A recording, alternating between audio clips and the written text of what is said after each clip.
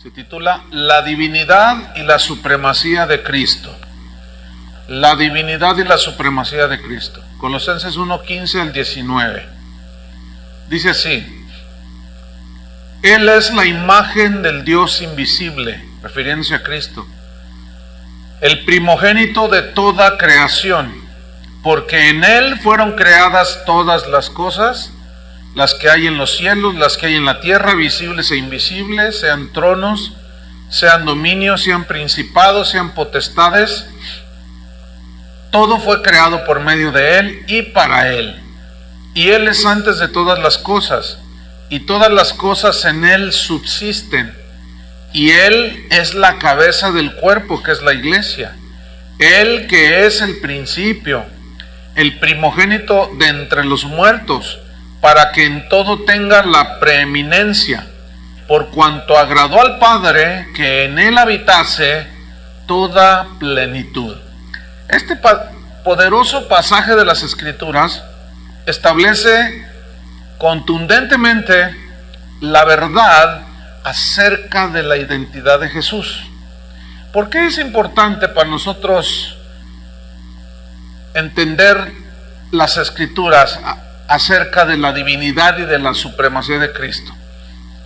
Es importante porque a través de toda la historia del cristianismo siempre han tratado de desprestigiar a Jesús, siempre. Los falsos apóstoles que habían entrado a la iglesia en Colosas comenzaron a enseñar filosofías y pensamientos y cuestiones acerca de que Jesús no era Dios, acerca de que su sacrificio no era suficiente. Entonces, en los tiempos de Jesús, aún a Él así directamente lo acusaron de todo, porque no lo rechazaron. Lo acusaron de borracho, de comilón, de endemoniado y de blasfemo. ¿Por qué? Porque afirmaba que Él era igual a Dios. Otras personas, muchas personas, tienen a Jesús como un iluminado más. Otros lo tienen pues como un profeta más, otros como un gran maestro. El escritor Dan Brown, en su libro El Código Da Vinci, acusa a Jesús de tener como amante a María Magdalena, con quien supuestamente este escritor, Jesús, tuvo una hija. El Evangelio de Judas, hay pergaminos de unos escritos muy antiguos del primer siglo que se llama el Evangelio de Judas, pero es un evangelio apócrifo, o sea, no hay duda, es un evangelio falso. En ese supuesto revelación de Dios a Judas el traicionero, presenta a Jesús como un cómplice de Judas. En ese evangelio se lee que Jesús hizo un trato con Judas y le dijo: oye, vamos a ponernos de acuerdo, tú traicióname y yo te doy un lugar ahí en el cielo de primacía. Entonces Judas dijo: órale, yo te traiciono. Bueno, entonces siempre han querido desprestigiar a Jesús. El documental que pasó hace algunos meses, o el año pasado, que se llamó La tumba olvidada de Jesús. En ese documental, el cineasta y el escritor del guión y todo aseguran que Cristo no resucitó. Aseguran que ellos encontraron sus restos. Bueno, una más de tantas.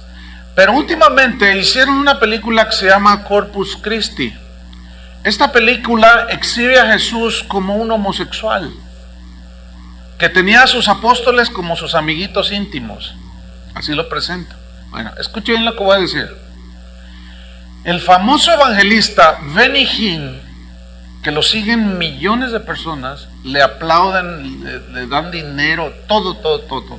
Este señor enseña que Cristo tomó la naturaleza de Satanás. ¿De dónde lo agarró? ¿Quién sabe?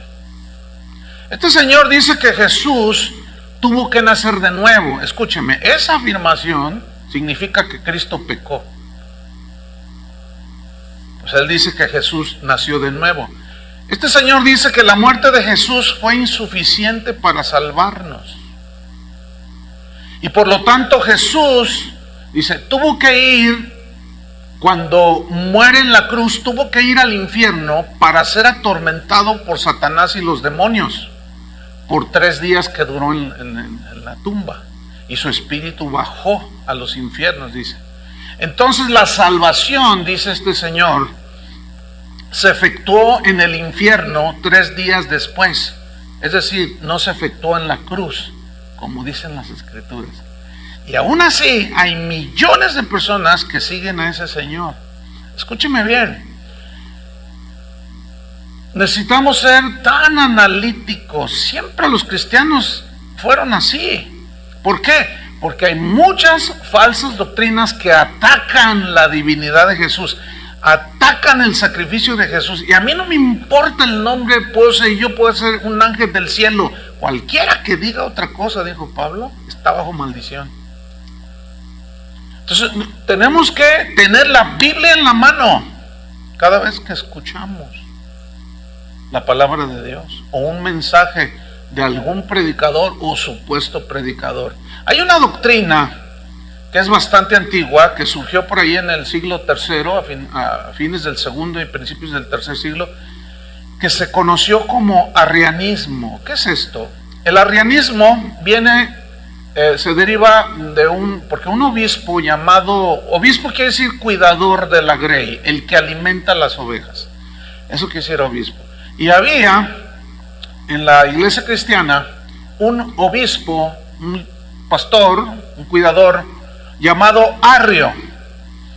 Y este señor en el año 318 difundió una doctrina donde él decía que no hay 3 personas en Dios, sino una sola, el Padre.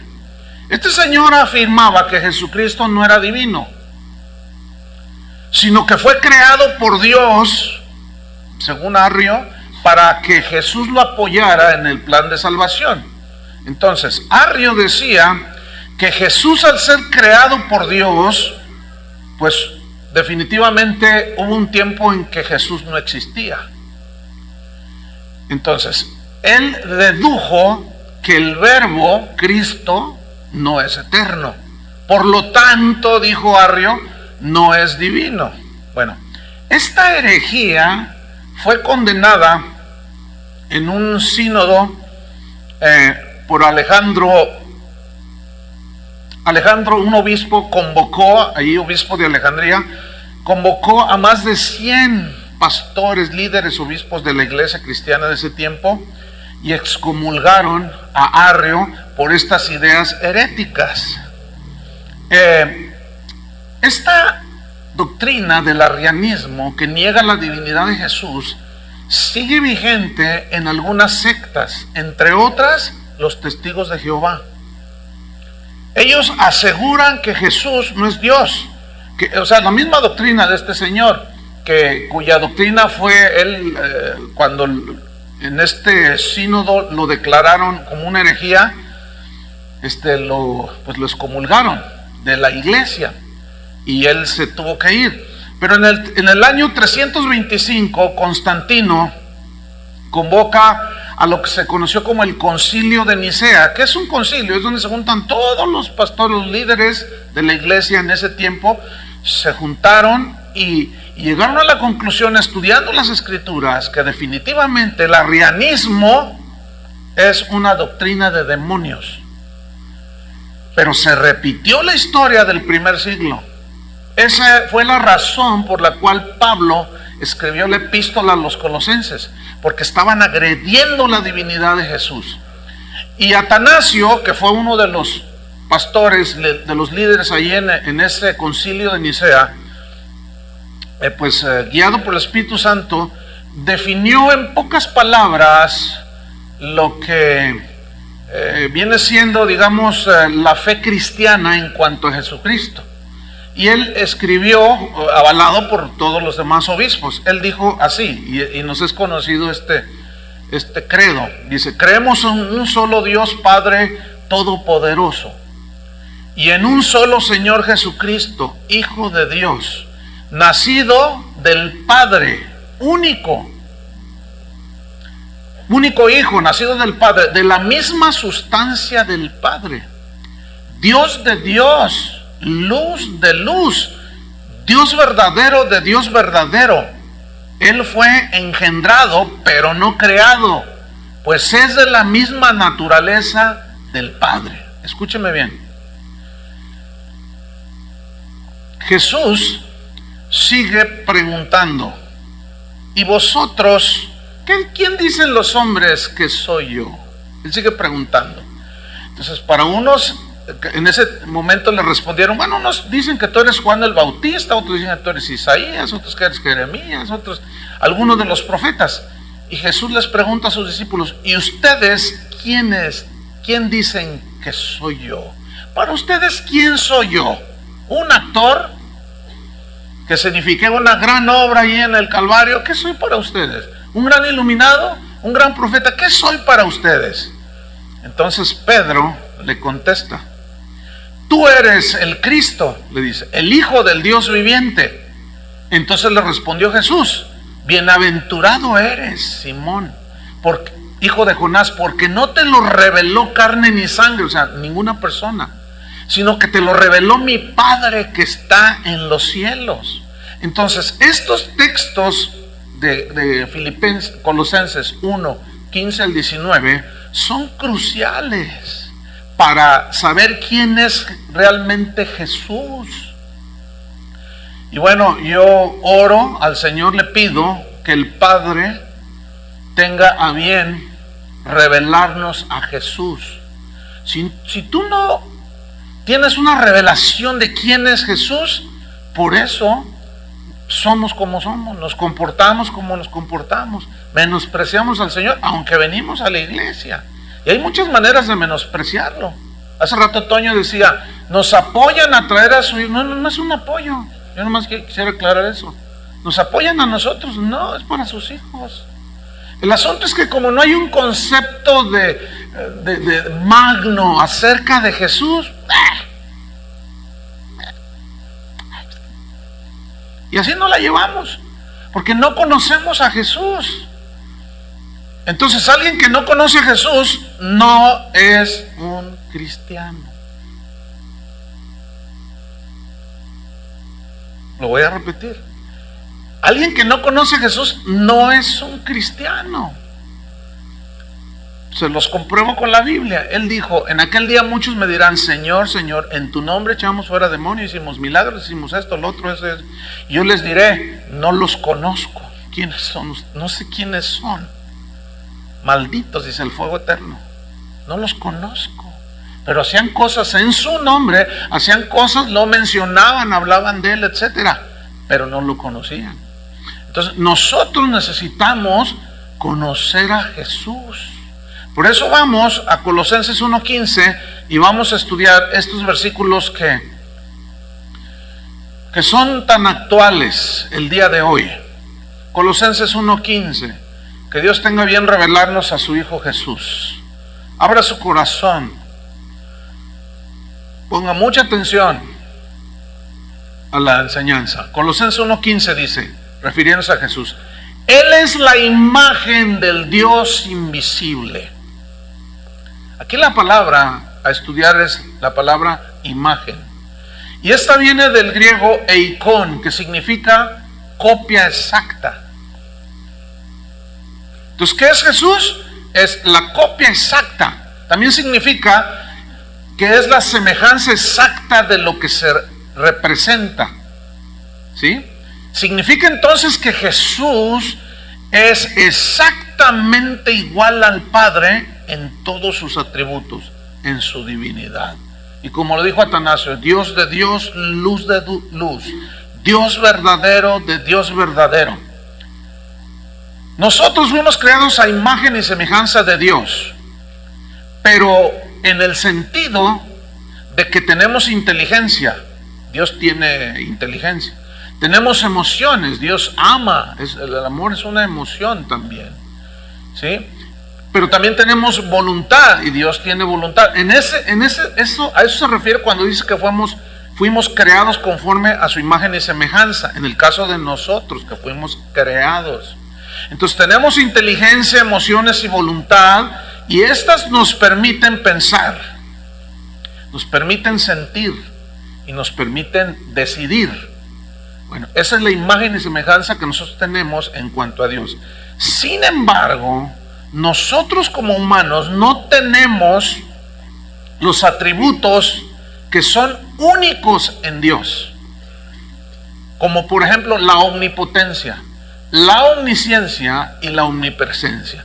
Esos tres atributos que solo Dios tiene, que Él es omnipotente, que todo lo puede, que Él es omnisciente, que todo lo sabe, y que es omnipresente, que está en todas partes, esos son atributos que solo Dios tiene. Bueno, Jesús tenía estos atributos y los manifestó cuando estuvo en esta tierra. Recordemos aquel pasaje cuando Él va en la barca y se levanta una tempestad. Y van y dicen: Señor, perecemos, se hunde la barca. Y Él se levanta, dice que reprende al viento y al mar.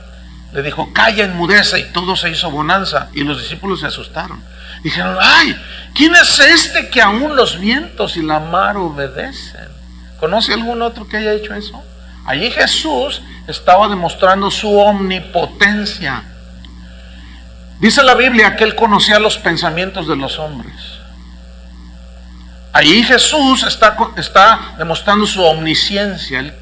Pedro le dijo: ay, Señor, tú lo sabes todo. Él ya estaba convencido, tenía esa revelación que Jesús era omnisciente. Cuando Jesús dijo: lo que pidiereis al Padre en mi nombre, yo lo haré, Él estaba hablando de su omnipresencia. Porque si un cristiano ora, si ahorita nosotros oramos como hace un momento, y allá en China oran los cristianos, Jesús no se hace un lío, porque es Dios. Y está en todas partes, y está allá, y está aquí, y están todos en todas partes. Entonces Jesús mismo dijo: cuando le pidan al Padre en mi nombre, yo lo haré. ¿Qué está diciendo? Soy omnipresente. Nosotros somos simples humanos. ¿Alguien lo duda? Detenga el terremoto que viene allá en California. No, nosotros somos simples humanos, hermanos. Jamás llegaremos a ser divinos.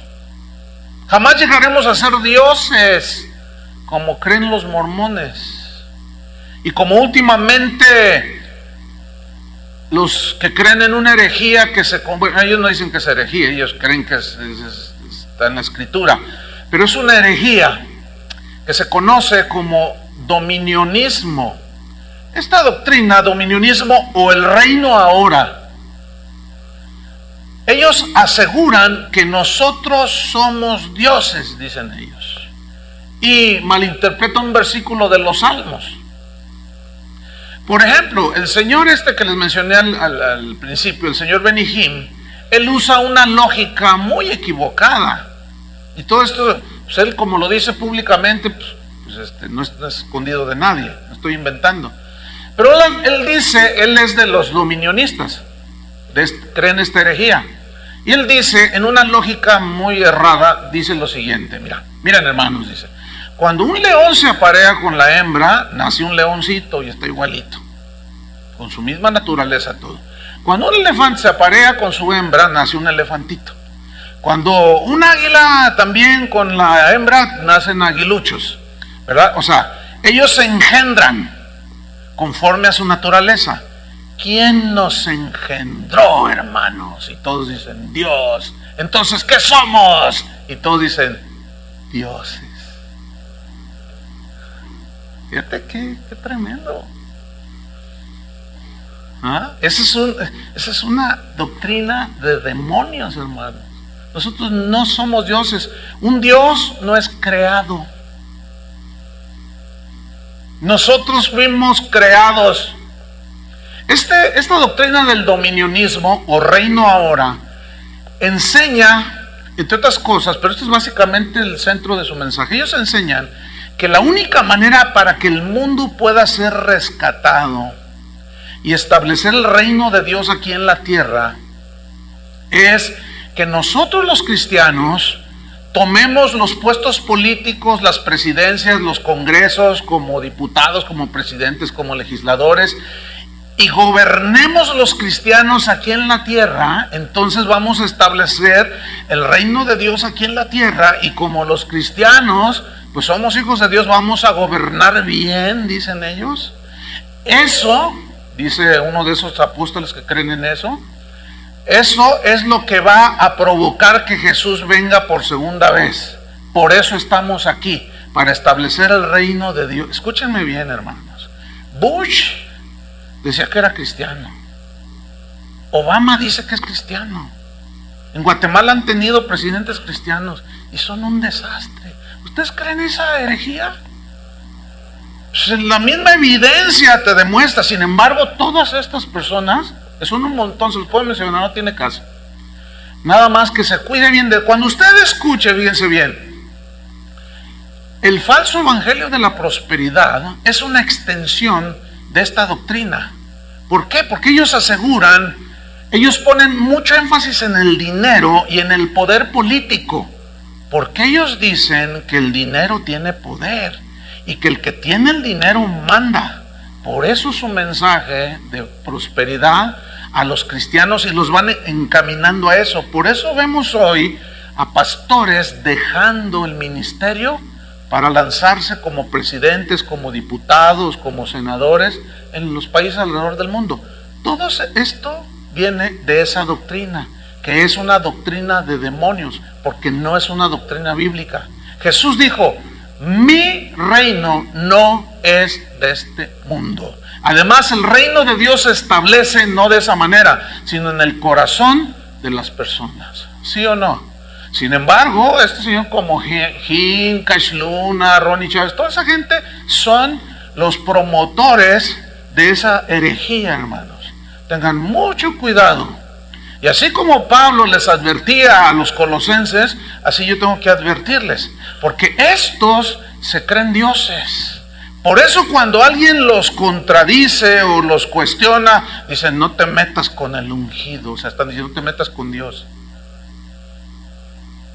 Porque el que se mete con Dios, así le va. Y por eso esa gente se para en los púlpitos y dicen cosas como: yo maldigo a todo aquel que se pone en contra mía.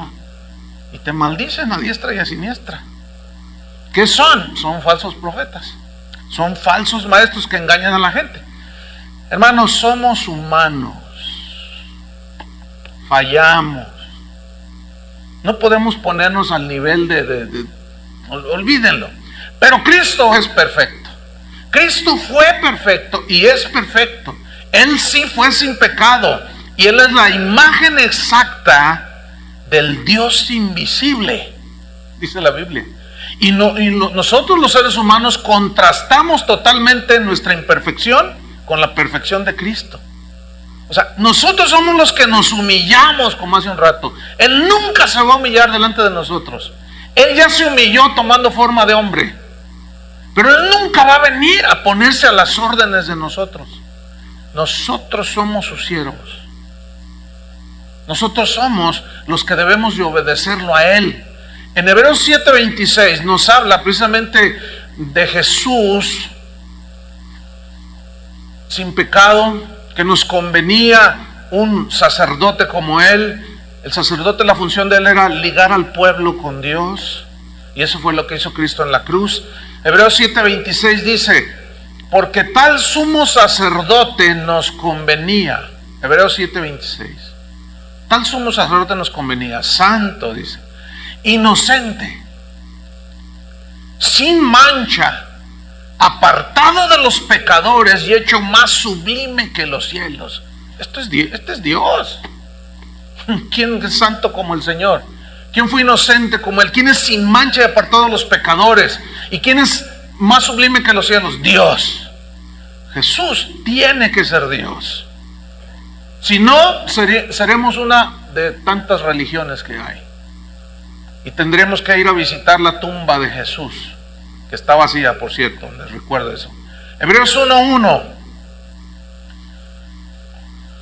Hebreos 1:1 hasta el 5:6 por ahí. Dice así: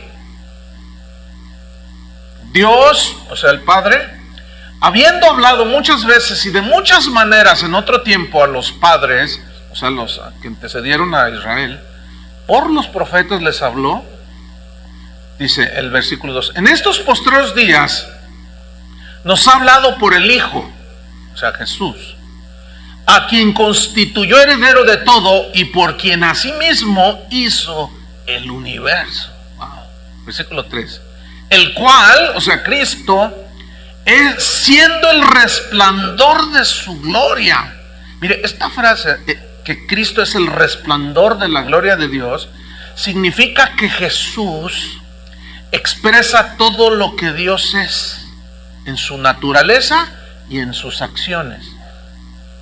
Entonces, Jesús, cuando Felipe le dijo, muéstranos al Padre, nos basta.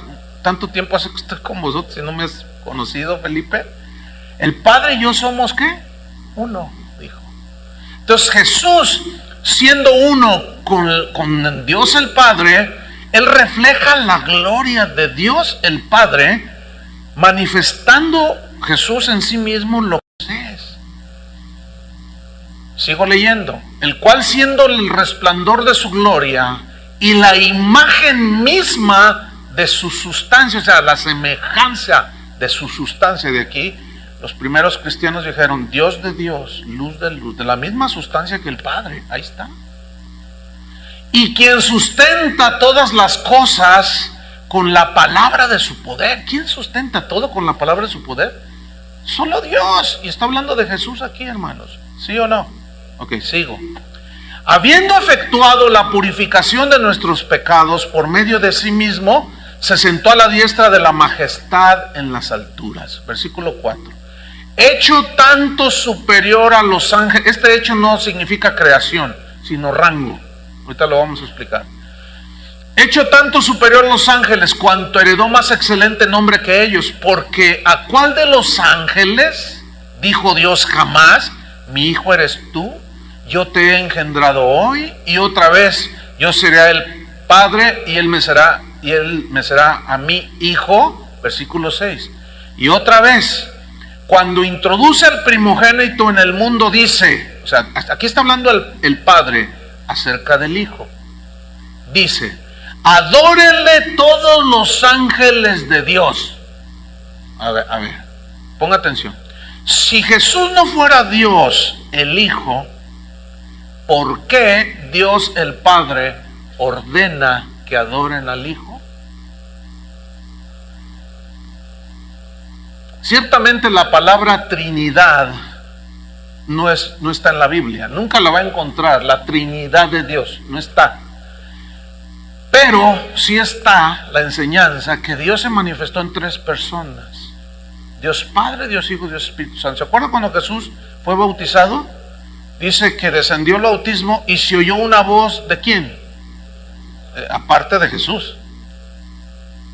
Porque hay otra doctrina que se llama unitarismo, que dicen que es el mismo Dios, pero es una misma persona, no son tres, ¿verdad? Entonces Dios se manifestó como el Padre, como el Hijo y como el... No, esa también es una herejía. Se llama modalismo, ¿sí? Pero bueno, lo que yo estoy tratando aquí es de mostrarles a ustedes con argumentos bíblicos. Entonces, si Jesús no fuera Dios el Hijo, ¿por qué Dios el Padre ordena que adoren a su Hijo? Bueno, pregunta: ¿la adoración a quién le pertenece? A Dios. Entonces, si Jesús no es Dios, ¿por qué el Padre dice: adórenle todos los ángeles del cielo? Porque Jesús es Dios. Filipenses capítulo 2 versículo 5. Filipenses 2:5 dice así: haya pues en vosotros este sentir que hubo también en Cristo Jesús. O sea, de humillarse, de despojarse, dice. El cual, siendo en forma de Dios, esa frase en forma de Dios en el griego significa naturaleza, de la misma naturaleza que el Padre, no estimó el ser igual, similar en el griego, igualito, de la misma sustancia. No estimó ser igual a Dios como cosa que aferrarse, como para decir: ¿yo qué tengo que hacer? Yo mismo soy Dios.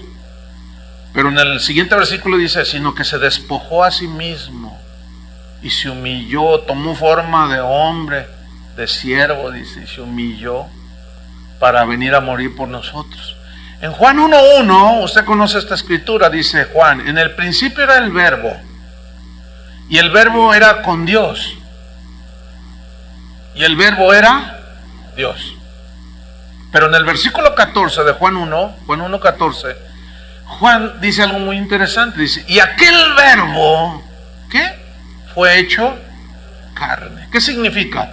Que tomó forma humana. Los musulmanes dicen, Jesús no puede ser Dios porque es imposible que Dios tome forma humana. Pregunta, ¿habrá algo imposible para Dios?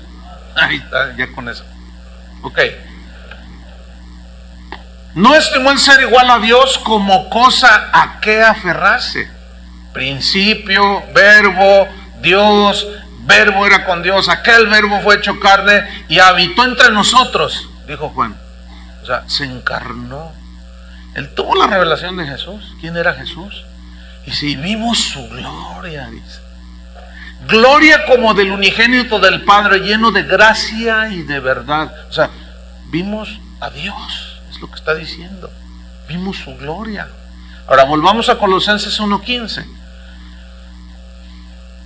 Entonces Pablo está argumentando y enseñando a los cristianos colosenses quién era Jesús, para que no se dejaran envolver por los falsos maestros que estaban entrando allí. Y les dice, Él es la imagen del Dios invisible. Pero luego dice otra aseveración, dice, el primogénito de toda creación. Y aquí la palabra que vamos a estudiar es primogénito. Digan todos primogénito. Ok. Los que niegan la divinidad de Jesús, entre ellos los testigos de Jehová, los mormones, o sea, algunos sectas que andan por allí, citan este versículo argumentando que Jesús fue el primer ser creado. Ellos dicen, ahí está, el primogénito de toda creación. Ahí está, dicen. Pero a veces, cuando eventualmente he llegado a platicar con alguien, le digo, oye, ¿eres o te haces? Porque citas el griego cuando te conviene. A ver, vamos a estudiar esa palabra, primogénito, para ver si significa primer ser creado, como tú estás diciendo. Y ya te evaden y se van. Porque no tienen respuesta a esto, porque las evidencias son abrumadoras acerca de la divinidad de Jesús. Entonces, aquí la palabra estudiada es primogénito. Esta viene de la palabra griega prototokos. Esta palabra, así tan rara, prototokos, que se traduce primogénito, se usa en dos sentidos. Uno es que se usa en sentido cronológico de nacimiento. Por ejemplo, ¿cuántos de ustedes tienen hermanos? ¿Cuántos hermanos tiene? ¿Quién es el mayor? Usted es la primogénita. Usted es la primera. Entonces, prototoco se usa en sentido cronológico de nacimiento. ¿Cuántos hijos son? 5. ¿Quién es el mayor? Él es el primogénito, dice. ¿Sí? ¿Se acuerda de los hijos de Isaac, Esaú y Jacob? ¿Quién era el primogénito? Esaú. Pero ¿se acuerda que Jacob tuvo 12 hijos? ¿Quién fue el primogénito? Rubén. Entonces, cuando aparece el mismo contexto o sea, las palabras que vienen antes y después de la palabra primogénito nos dan la interpretación, pero tenemos que tomar en cuenta que se usa en estos dos sentidos. ¿Cuál fue el número 1? En sentido cronológico. Por ejemplo, fíjese, Mateo 1:24. Ahí vamos a ver vamos a ver en este texto cómo está hablando de un sentido netamente cronológico de nacimiento. 1, 2, 3, 4, 5. Ok. Mateo 1:24 es cuando José, que estaba comprometido con María, cuando se entera que estaba embarazada, la quiere dejar porque dijo, uy, ya me engañó esta señora. Pero como era un hombre bueno, no quiso difamarla. Pero en la noche el ángel del Señor le habló y le dijo, no temas recibir a María tu mujer. Lo que ella tiene en su vientre es de la semilla de Dios. El Espíritu Santo vino sobre ella. Y él entendió porque conoció las Escrituras. Entonces, él tiene este sueño, que la reciba y veamos lo que sucede. Y despertando José del sueño, Hizo como el ángel del Señor le había mandado y recibió a su mujer, o sea, a María la Virgen. Versículo 25. Pero no la conoció hasta que dio a luz a su hijo primogénito y le puso por nombre Jesús. Mire, este versículo está medio extraño. ¿La conocía o no la conocía? Bueno, lo que pasa es que este verbo conocer en el griego y en el hebreo implica relaciones sexuales. Eso significa. Habla de una relación íntima en el caso de un matrimonio que llega a la relación sexual. ¿Sí? Cuando Jesús dice, no los conozco, habla de una relación íntima espiritual. Entonces cuando dice, pero no la conoció hasta que dio a luz a su hijo primogénito, o sea, no tuvo relaciones sexuales normales entre un esposo y una esposa. ¿Se imaginan? Se casó y se quedó viendo ahí nada más. Pues no. Era muy natural, es muy natural que una pareja se case y tenga relaciones íntimas, ¿sí o no? Bueno, entonces dice, no la conoció. Hay algunas versiones, por ahí algunos deben de traer, que dice, y no tuvo relaciones íntimas con la Virgen hasta después de que dio a luz a su hijo primogénito. Aquí primogénito es orden cronológico. ¿Sí? ¿Por qué? Este mismo versículo nos está diciendo que María tuvo más hijos. Ustedes saben que el dogma católico niega eso. Pero bueno, pues niegan todo. Pero vámonos a lo que dice la Biblia. Bueno, entonces, ese es el sentido número 1 en el que se usa prototocos, primogénito, sentido cronológico. Y el otro sentido que le da la Biblia, o significado que le da a la palabra primogénito, habla de rango, habla de posición y de orden en importancia. Por ejemplo, Apocalipsis 1:5. Aquí no habla en orden cronológico, aquí habla en sentido de rango, de posición y de orden de importancia. Apocalipsis 1:5 dice, y de Jesucristo, el testigo fiel, el primogénito de los muertos. Es evidente que aquí primogénito no está hablando de orden cronológico. ¿Sí o no? En Mateo nos dice, no la conoció hasta que dio a luz, o sea, que nació. Y ahí el mismo contexto, las palabras nos están dando la interpretación de primogénito. Pero aquí es obvio que no está hablando en ese mismo sentido, sino en la segunda significado de la palabra primogénito en el griego. Dice, el primogénito de los muertos. Ahora, ¿qué significa aquí el primogénito de los muertos? Significa el primero en morir y resucitar para ya no morir más, jamás. ¿Se acuerdan de Lázaro que fue resucitado? Bueno, él se volvió a morir. ¿Se acuerdan del hijo de la viuda ya con Elías? También. Bueno, lo resucitó, pero se volvió a morir.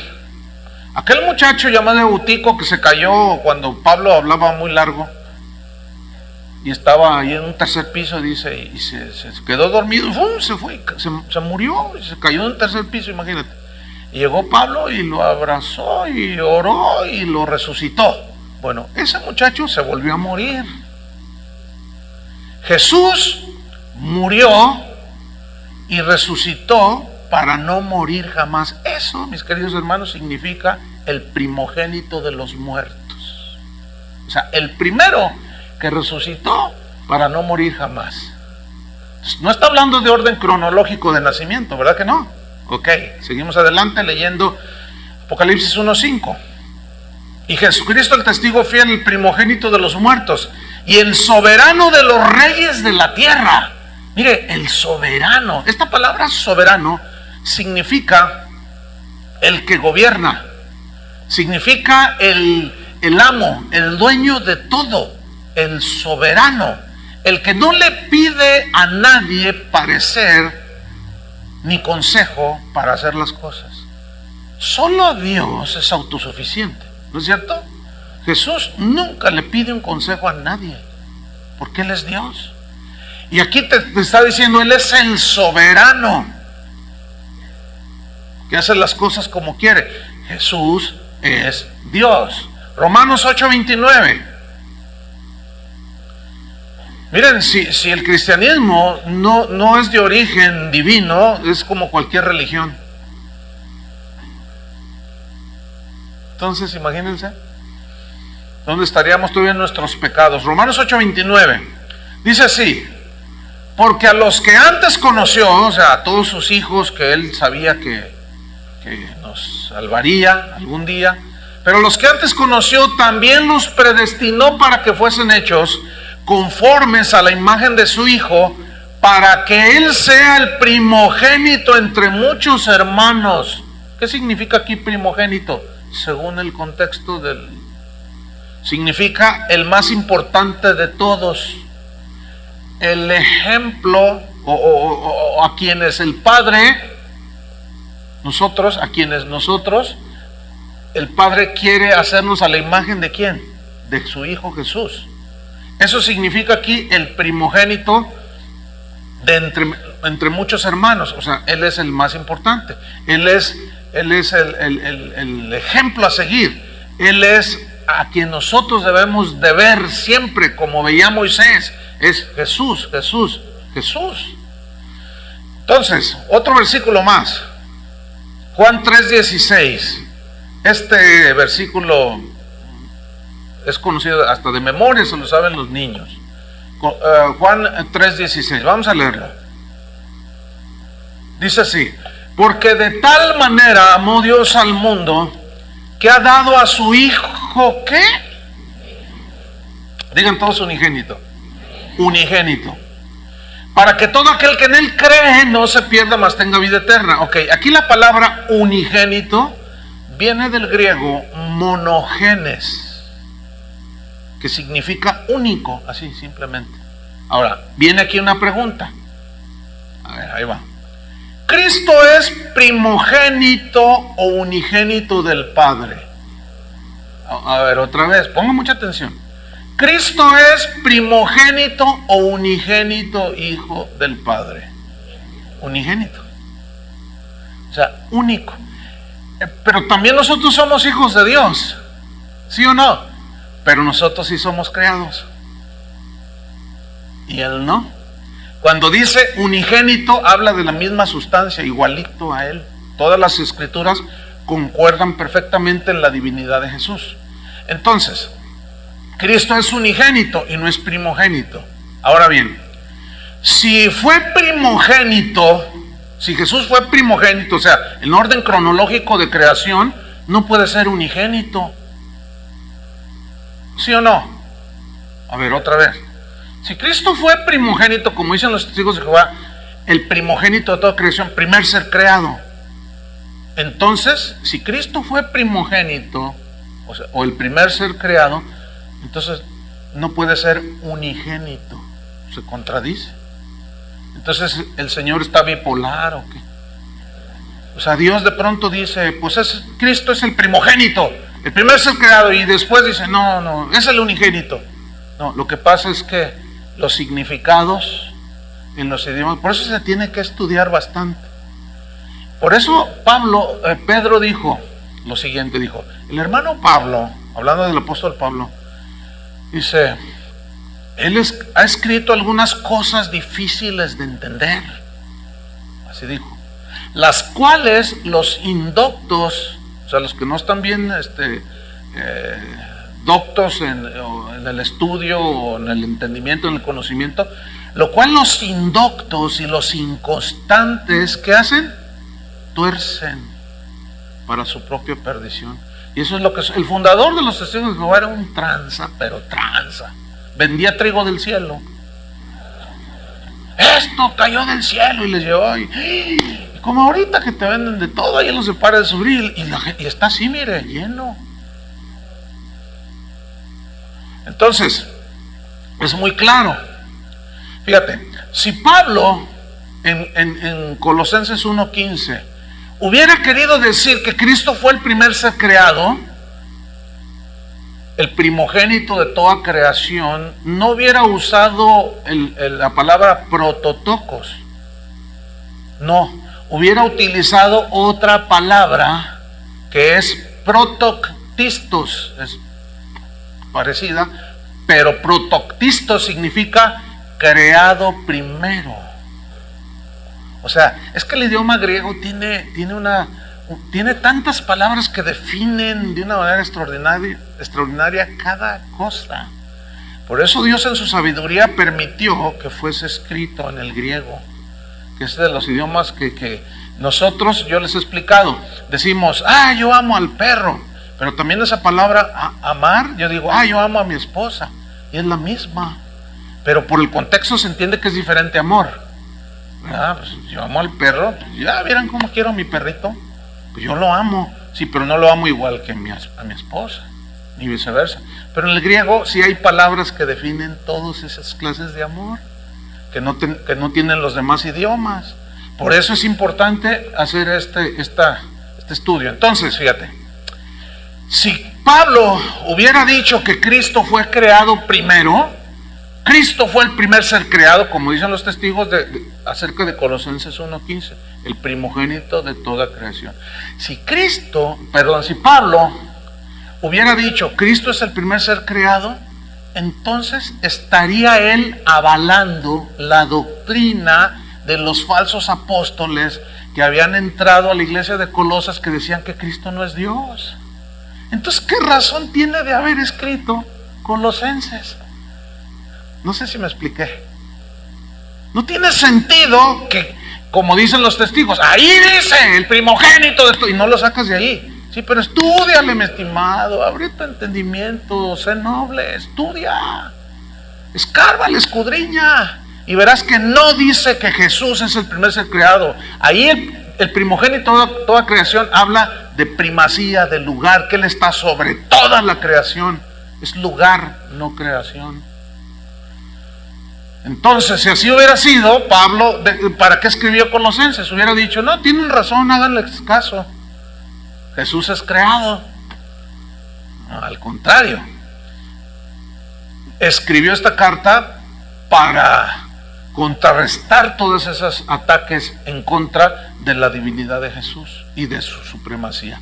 Bien, vamos a Colosenses 1:16. Vamos a ver aquí en estos versículos el énfasis que Pablo pone en la centralidad de Cristo como Dios, como el supremo. Ahora, fíjate bien lo que voy a decir. Si Jesús no fuera Dios, estos versículos que estamos estudiando, entonces nos están guiando a la idolatría. ¿Sí o no? Y los cristianos estaríamos violentando el primer mandamiento que dice: amarás al Señor tu Dios. No tendrás dioses ajenos delante de mí. Entonces, si Jesús no es Dios, somos idólatras. ¿Sí o no? Y Pablo nos está desviando con sus escritos. Pero no es así. Al contrario, está afirmando la divinidad de Jesús. Cuando Jesús estuvo aquí en la tierra, Él sanó a muchas personas. Y una vez alguien vino y se postró que Él había sanado, y postrándose a sus pies lo adoró. Así dice el Evangelio. Y Jesús no le dijo: no, espérame, no, yo soy como tú. No me adores a mí, adora a Dios.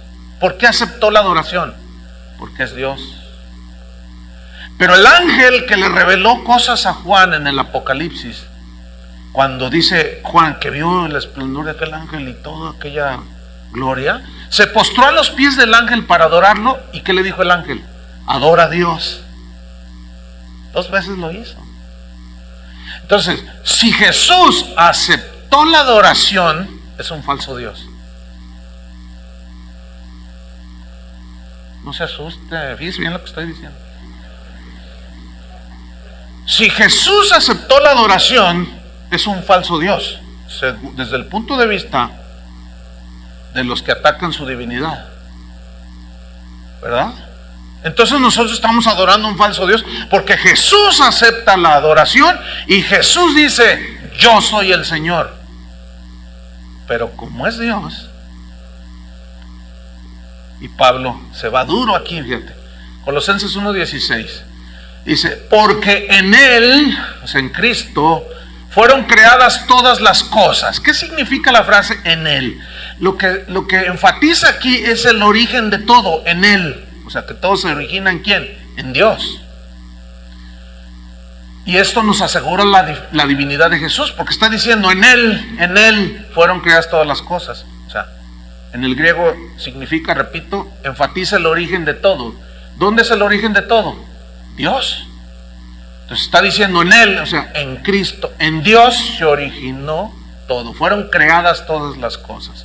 Las que hay en los cielos, dice, las que hay en la tierra, visibles e invisibles, sean tronos, sean dominios, sean principados, sean potestades. Sigue diciendo, todo fue creado por medio de Él. Aquí el verbo crear es un verbo que significa crear de la nada.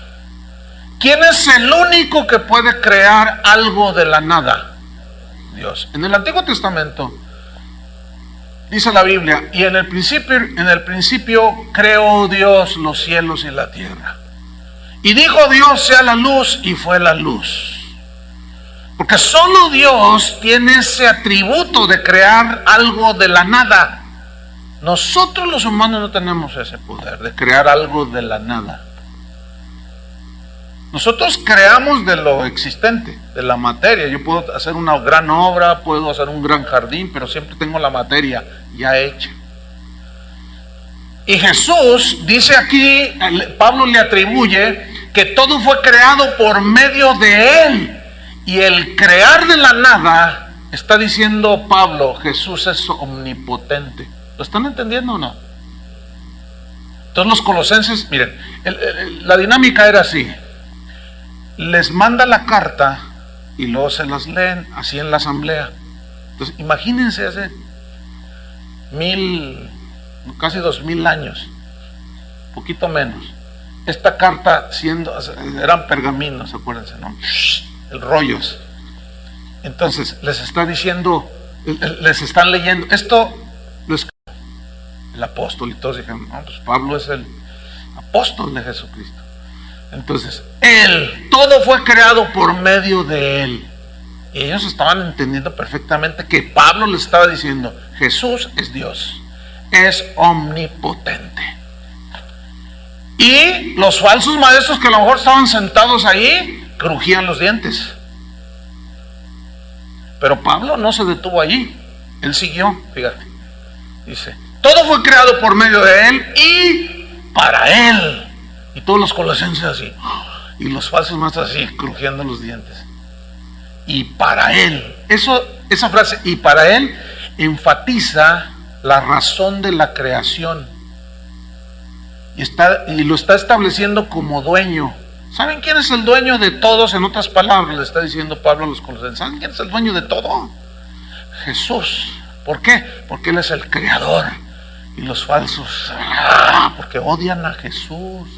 Hermanos, escuchen bien, todo aquel que niega la divinidad de Jesús y niega su supremacía sobre todo, es un hereje. No es cristiano. Y hay iglesias que parecen cristianas porque se dicen cristianas, pero tienen a Jesús en tercer lugar. No tienen supremacía, no lo tratan ni lo respetan como a Dios. Pero Pablo no se queda ahí, fíjate el versículo 17. Todavía por si les quedara dudas, dice, y Él, o sea Jesús, es antes de todas las cosas. Y los colosenses oyendo así. Y a lo mejor está ahí un matrimonio y él andaba medio herejeando. Y ella, ya ves lo que dice Pablo, ya ves. Dice que Él es antes de todas las cosas. Y aquel falso maestro nos vino a decir que no, que Él es creado y que no es Dios. Y que, ¿a quién le vas a creer? Y el otro, pues, ¿a quién le vas a creer tú? A la Biblia, a lo que dicen los otros, quién es Jesús. Yo me quedo con la Biblia. Para mí la Biblia es la palabra infalible de Dios, que no tiene error, que no se equivoca, porque los santos hombres de Dios hablaron y escribieron siendo inspirados por el Espíritu Santo. No cabe error. Dios dijo, y dijo Dios, y así dice el Señor. Y cuando Él habla, Él no miente, hermano. Entonces dice, y Él es antes de todas las cosas, enfatiza su preexistencia, su eternidad. Les está diciendo, Jesús es eterno. Hermanos colosenses. Y los falsos estaban ahí. Pero los nobles de corazón, aquellos que Dios había visto desde la eternidad, estaban regocijándose de las verdades acerca de Jesús. Es que tiene que ser Dios. Si Jesús no fuera Dios, hermanos, pues sigue al Dalai Lama y a cualquier hombre. Seguirás en tus pecados.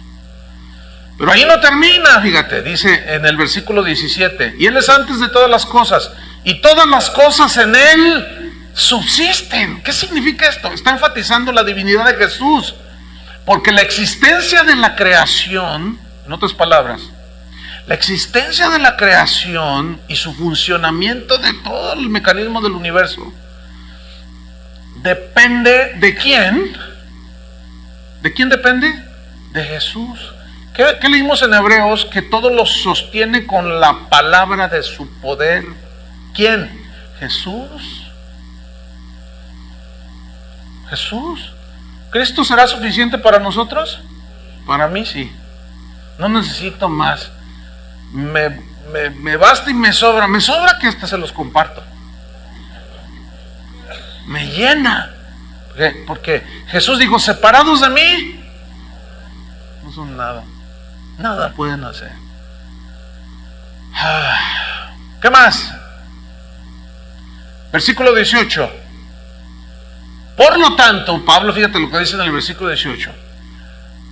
Cristo, o sea, de todo lo que ya dijo desde el versículo 15 hasta donde vamos, por todo esto, Cristo merece la preeminencia en todo. Y Pablo lo sintetiza con 3 argumentos en el versículo 18. Quiero que lo veamos. Dice, y Él, el que creó todo, sustenta todo, el que siempre ha existido, el que es Dios, Él es la cabeza del cuerpo, que es la iglesia. Y lo dice, Él que es el principio, el primogénito de entre los muertos, para que en todo tenga la preeminencia. Escúcheme bien, ¿quién es el que tiene que tener primer lugar en todo? Dios, ¿no? ¿Qué está diciendo aquí? Que Jesús tenga ¿qué? La preeminencia en todo. Si Jesús no fuera Dios, es un usurpador del trono de Dios. Pero como es Dios, no hay ninguna contradicción. Es Dios. Y Él merece toda la supremacía, todo el honor y la gloria. Porque estos falsos maestros estaban despojando a Jesús de todo eso. Y ellos se ponían como los ungidos y los representantes de Dios. Y hacían a Jesús uno más. ¿Qué es lo que está sucediendo hoy, hermanos? Usted escucha hablar un montón de gente que sale en la televisión, en el internet, y dicen unas herejías y la gente les aplaude. Y hacen a un lado a Jesús. Y si alguien dice, oiga, estimado apóstol ungido, la Biblia dice, sí, pero a mí Dios me dio una revelación, dice. Sí. ¿Sabe qué hago yo? Yo les toco trompetitas de desaprobación y desafinada, como están ellos totalmente desafinados de lo que dice la Biblia respecto de Jesús. Bueno, entonces 3 argumentos. Número 1, Cristo es cabeza de la iglesia. Ahí están en la primera frase. Y Él es la cabeza del cuerpo que es la iglesia. Ahora, ¿quién es la iglesia? Nosotros, usted y yo. Pero la verdadera iglesia son todos aquellos que han sido lavados con la sangre de Cristo, que se han arrepentido y han nacido de nuevo. Ustedes han oído mucho esto. El hecho de que alguien venga a una iglesia cristiana no lo hace cristiano. Judas andaba entre los 12 y nunca fue. Entonces, la verdadera iglesia son los que han nacido, los que han sido, los que permanecen en la vid, los que están injertados y dan fruto. Esos son esa es la verdadera iglesia. Ahora, fíjate bien. Esta frase, Él es la cabeza del cuerpo que es la iglesia, está enfatizando la preeminencia que Jesús debe tener en la iglesia. ¿Por qué? Porque Él es la cabeza. ¿Dónde está el cerebro? En la cabeza. ¿sí? Escuche bien esto que voy a decir. Todo predicador, apóstol, lo que sea, toda iglesia que su énfasis en su mensaje no sea Cristo y lo ponga como lo máximo, el preeminente, y le dé el lugar que merece de importancia, número uno, ese predicador, esa iglesia, no son cristianos. Está fuerte esta afirmación, ¿no? Le voy a demostrar por qué. Los testigos de Jehová mencionan a Jesús, ¿sí o no? Eso no los hace cristianos. Lo mencionan, pero lo tienen como usted y como yo, como un hombre creado, como uno más. Eso no los hace cristianos. Los mormones mencionan a Jesús, ¿sí o no? Pero eso no los hace, el hecho que lo mencionen no los hace cristianos, no los hace salvos. A ver si me estoy explicando, ¿eh? El hecho de que un predicador diga que Jesús es Dios no significa que se ha nacido de nuevo. Los demonios dijeron: sabemos quién eres el santo de... Esos tenían más revelación. Sabemos quién eres, el santo de Dios. Fíjate, ¿eso lo salvó? No. Los de Pare de Sufrir mencionan a Jesús. ¿Los hace cristianos? No. El hecho de que esté escuchando estas verdades no lo hace cristiano. Ni a mí me hace cristiano el hecho de enseñar esto.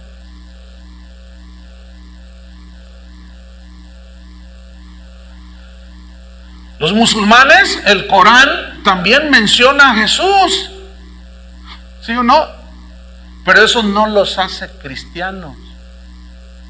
Entonces, ahí está precisamente el peligro cuando oímos algo. Jesús dijo: vienen como lobos rapaces, vestidos de oveja, dijo, pero por dentro son lobos rapaces. Y luego dice: por sus frutos los conoceréis. O sea, no por lo que digan, porque puede estar bien disfrazadito, sino por lo que hacen. Algunos sí por lo que dicen, obviamente, ¿no? Este es un falso. Mira, pero hay que saber distinguir a los lobos rapaces de los falsos profetas y de los falsos maestros. Hay una diferencia allí, que ahorita ya el tiempo se nos va. Pero mire, 2 de Corintios 4:5. 2 de Corintios 4:5. Entonces, si un predicador, si un pastor se la pasa hablando todos los domingos, sobre principios financieros del reino, cada domingo habla del dinero, escúchenme bien, ¿será ese el mensaje de la Biblia? Es evidente que no es cristiano, aunque diga, porque lo que está diciendo no tiene que ver absolutamente nada con lo que dice la Biblia respecto a Jesús. Es más, hablan más del Dios dinero que del mismo Jesucristo, y la gente se va detrás de eso.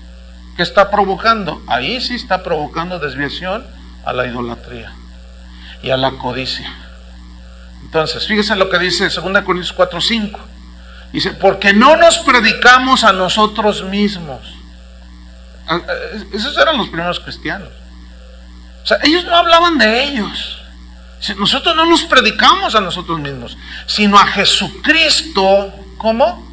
Como Señor. Miren, la palabra Señor viene de una palabra griega, kurios, y esta palabra significa supremacía, significa supremo en autoridad, soberano, amo. Y se le está aplicando aquí a Cristo. Predicamos a Jesucristo como ¿qué? Como el supremo. ¿Quién es Dios? El supremo. Entonces, si está diciendo Jesucristo es Kyrios o Curios, es el supremo, es el Señor. Ahora, en aquellos tiempos bíblicos, al César le daban este título, Curios, porque ellos decían que eran Dios, ¿se acuerdan? Decían: César es Dios, y todos se postraban y él caminaba. Se creían mucho, se creían Dios. Entonces resulta que el evangelio empezó a correr. Y cuando llegó a Roma, mucha gente empezó a convertirse al cristianismo. Entonces cada vez que el César daba sus paseos por la vía Apia en Roma, o qué sé yo, había voceros que iban por delante. ¡César! ¡César! Gritaban. Entonces cuando decían César es el Señor, decían César es el Curios. Entonces toda la gente del imperio se postraba y pasaba y todos, el César, el Señor, decían, el amo, el supremo.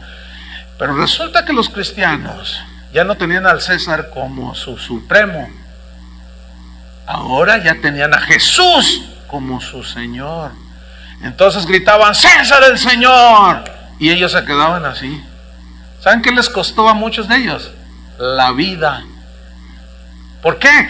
Porque al quedarse de pie estaban diciendo no. Y de hecho cuando los cuestionaban, ¿por qué no te hincas? Decían, no, es que César no es mi amo, no es mi supremo, no es mi Señor. Jesús es mi Señor. Y cuello, los mandaban a las fieras. Fíjate el concepto que tenían de Jesús como Señor. Él es mi amo y yo no voy a hacer nada que Él no me diga.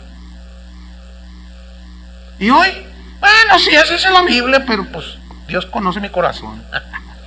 Y cada tontería que decimos.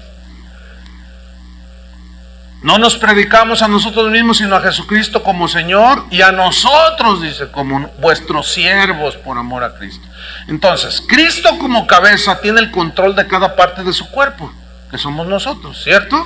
Bien, merece la preeminencia en nuestra vida. Cristo da dirección a cada miembro del cuerpo, que somos nosotros, somos sus ovejas, oímos su voz, merece el primer lugar. Cristo da vida a cada miembro de su cuerpo, que somos nosotros, dependemos de Él. Por lo tanto, merece toda la gloria, toda la honra y toda la adoración de parte de los testigos de Jehová. ¿De parte de quién? De los cristianos. Si usted es un cristiano, usted tiene a Jesús como su Señor. Usted tiene a Jesús como su Dios, quien gobierna y es creador y sustenta todo. Si usted no es cristiano, no le da esa honra, aunque usted venga a una iglesia cristiana. Así de simple. Volvemos a Colosenses 1:18 rápidamente. Dice que Cristo es la cabeza del cuerpo, que es la iglesia. Pero luego dice, Él que es el principio. Significa, aquí la palabra principio viene del griego arché, que habla del origen de todas las cosas. En otras palabras, Cristo es cabeza de la iglesia. En Él se originó todo, y la iglesia también. Eso significa Él que es el principio, o sea, en quien se origina todo. Él es la fuente. Y luego el tercer argumento de Pablo dice, Él es la cabeza del cuerpo, Él es la fuente de todo, donde se origina todo. Y luego dice el versículo 18 en la tercera parte, el primogénito de entre los muertos. ¿Qué significa? Escuche bien, estoy terminando. El primero en resucitar de la muerte, para no morir jamás, lo dije al principio. ¿Quién ha sido? Jesús. Los demás que fueron resucitados, era como un adelanto de lo que viene, pero tenían que morir porque estaban en este cuerpo corrompido o corrupto. Pero Él ya no muere más. Por eso es el primogénito de entre los muertos. Entonces, como Él es Dios, Él es la cabeza de la iglesia, es Señor de la iglesia. En Él tenemos nuestro origen. Él es el primero de todos. Por eso merece toda la supremacía. Ahí está el versículo 18 al final. Para que en todo tenga, ¿qué? La preeminencia. Pablo está diciendo, Cristo, mis queridos hermanos colosenses, debe ser primero en todo. ¿Por qué? Porque es Dios. Y no les crean a todos esos que atacan la divinidad de Jesús. Crean al Evangelio, crean a la palabra. Y todo esto de primogénito de los muertos fue el resultado de su muerte expiatoria, de su resurrección. Y en el versículo 19, para terminar, Pablo remata a los herejes con una afirmación, ya por si a alguien le queda duda. Dice, por cuanto agradó al Padre, y fíjate que el Padre y el Hijo allí los está separando. ¿Sí o no? Ok. Por cuanto agradó al Padre, que en Él es Jesús, habitase toda plenitud. Y como dice la versión en lenguaje sencillo, este versículo dice, Cristo es completamente igual a Dios. ¿Por qué? Porque la palabra plenitud en el griego significa totalidad. Es decir, significa que en Cristo están todos los atributos de Dios. Por lo tanto, merece toda la gloria, toda la honra, toda la alabanza en la iglesia de parte de sus hijos. Y esto es por los siglos de los siglos. Amén. Déjenme terminar leyéndoles Colosenses 1:15 en la versión Palabra de Dios para Todos, porque es una traducción para mi gusto muy explicada con una claridad pasmosa. ¿Sí? Fíjese lo que dice Colosenses 1:15 al 19, de todo lo que hemos estudiado. Dice, nadie puede ver a Dios, pero Jesús, o sea, Él es la imagen del Dios invisible, pero Jesús es Dios en forma visible, dice esta versión, y supremo Señor sobre toda la creación. Con su poder creó todo lo que hay en el cielo y en la tierra, todo lo que se ve y lo que no se ve, ya sean seres espirituales, poderes, autoridades o gobernantes. Todo ha sido creado por Él y para Él. Cristo existió antes que todas estas cosas, y todo el universo sigue su curso gracias a Él. Cristo es cabeza de la iglesia, que es su cuerpo. Él dio comienzo a todo y fue el primero en resucitar de la muerte. Entonces, y por lo tanto, Él es el más importante en todo sentido, porque a Dios le agradó que todo lo que Él es habitara plenamente en Jesús. Cristo es Dios. Cristo nos es suficiente, nos debe bastar. Escuchen bien, cristianos, hijos de Dios, no tiene que andar buscando otra cosa. En Cristo estamos completos, pero va a seguir habiendo ataques a su suficiencia, a su sacrificio y a su divinidad. Pero gracias a Dios que tenemos la palabra profética más segura, que es la palabra de Dios, a la cual hacemos bien si atendemos a lo que está escrito. Puestos los ojos en Jesús, no necesitamos más. Con Cristo nos basta. Amén. Por eso es que Él merece toda la gloria, toda la acción de gracias, toda la supremacía. A los cristianos en Éfeso les recriminó Jesús mismo y les dijo, yo tengo contra ti que has perdido tu primer amor. Y allí primer amor, la palabra primer es la misma raíz griega, protos, que significa me han desbancado del primer lugar, de la supremacía. Fíjate nada más. Por eso Cristo debe tener la supremacía en nuestra alabanza, en nuestra enseñanza, en nuestra vida. Todo lo que hacemos debe ser para la gloria de Dios, quien nos fue revelado en la faz de Jesucristo, dijo Pablo. Yo con esto me quedo, no necesito más. ¿Cuántos se quedan igual con Jesús? Pónganse de pie y vamos a adorarlo. Levanta tus manos al cielo. Señor, te damos gracias. Qué maravilloso.